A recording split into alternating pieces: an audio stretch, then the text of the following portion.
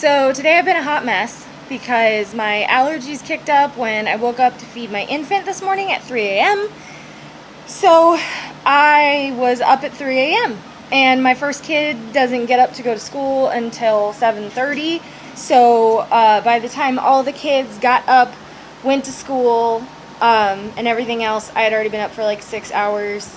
I crashed hard at like 9:30 and ended up sleeping for like 2 hours. But that was good. I'm glad that I got a nap. I don't nap well. When I get up from a nap, I am like 10 times more grumpy than I am when I get up in the morning. So like the first 30 to 45 minutes from me getting up from a nap is kind of like a tsunami of emotions. I'm not happy with myself. I'm groggy. I'm extra tired. I don't nap well. I don't nap well. So today has been a struggle, but I had my last monster in the house. I don't know, about 1-ish, and it perked me back up to being not a bitch.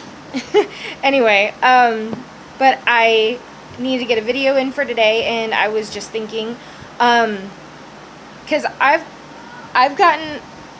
feeling a little, that fear when you make progress, considering that I'm like kind of past where I normally completely bail on projects, and I've made like a lot of progress past any point that I've been able to make in the past. I'm starting to get that little monkey on the shoulder fear of like what happens if I just fall completely off and all of this progress I've made, more than progress I've ever made before, is also all for nothing. And then I got to thinking, I'm like, the reason that I made it through the hump to get to where I am now in my current project is because I kept reminding myself that I am my own worst enemy and I need to stop standing in my way. And then I got to thinking about it, and I'm like, why is it just so easy for us to be our own worst enemy? And I got to thinking about it, and I'm like, I think it's because, especially when it's a stay-at-home business or something that you're passionate about that solves a problem of any kind in any atmosphere or whatever, I call them pain points. I don't call them problems. Anyway, I think it's because when we're working on something to solve a pain point, you kind of, as you're simultaneously developing the cure, you're constantly thinking about, but what if, like, the worst side of the pain point in itself, you know what I mean? Like, and I think that's where the really, like, terrifying gray area is, because it's like you kind of feel like you want to solve the whole thing, not like a segment of it. I mean, like, you could just start by trying to solve one part of it, or start by having one or two of the major components to solving a pain point at a time. Don't try to conquer the world with it, though, because then you just get stuck thinking like, but if the worst case scenario of a person with this pain point is experiencing this worst case scenario of, and that's the thing, like, I know that it's exciting to think that you could solve that for that type of person, but that type of person is going to be somebody, in addition to all the rest of your demographic, your following that you're going to be pulling in. It's not your only, it's not your every, and it's probably a really small subset of when you think about it.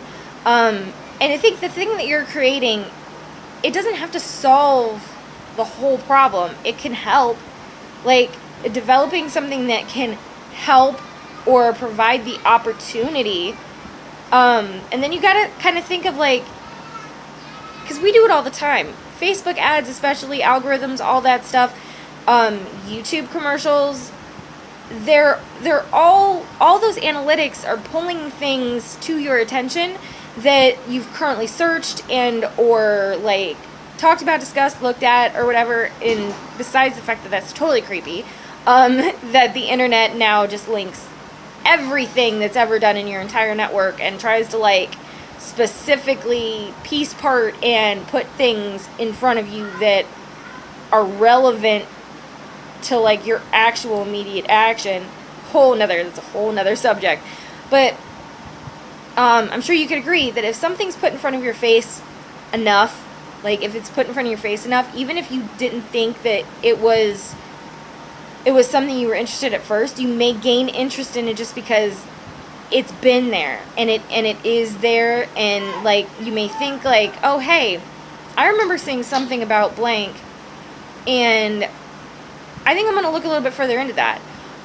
Or maybe it's like, okay, like the weighted blankets for people with anxiety, right? I would love to own a weighted blanket, but I'm not going to pay for a weighted blanket, and I don't have the money to make a weighted blanket, you know what I mean? And there's a whole bunch of DIYs or whatever, and I don't need to hear any of that.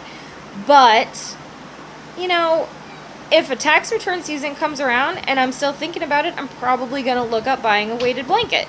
And what I have seen in the past is what I'm going to go to look into it. So maybe it's not something that somebody in your demographic needs right now. Maybe your worst case scenario customer is going to follow you with interest for a couple of years and then buy into it.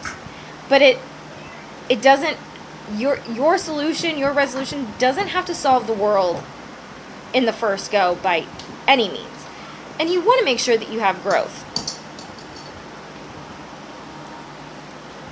Sorry, my toddler was throwing toys down the stairs. But and that's when, you know, the whole your own worst enemy thing comes into play. You're psyching yourself out. You don't know any of that. There's nothing about that you know for sure. At all. So you can't let wanting to have a solution drive you, but don't let the worst case scenario also stand in your way at the same time. You're gonna do awesome things no matter how successful it is. And if it's kind of successful and you grow from that, and then from that you create something that's more successful, great. But you can't get there. You can't get to the person whose life might be changed by what you're doing if you don't ever make it possible in the first place.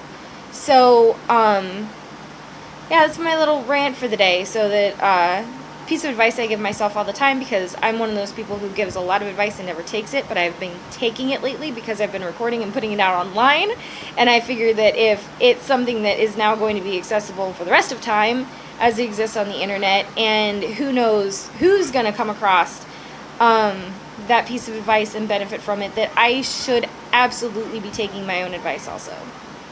And that's kind of what most of these rants are about. But yeah, that's my Thursday thought, and super hoping I don't crash. Might be having pizza tonight.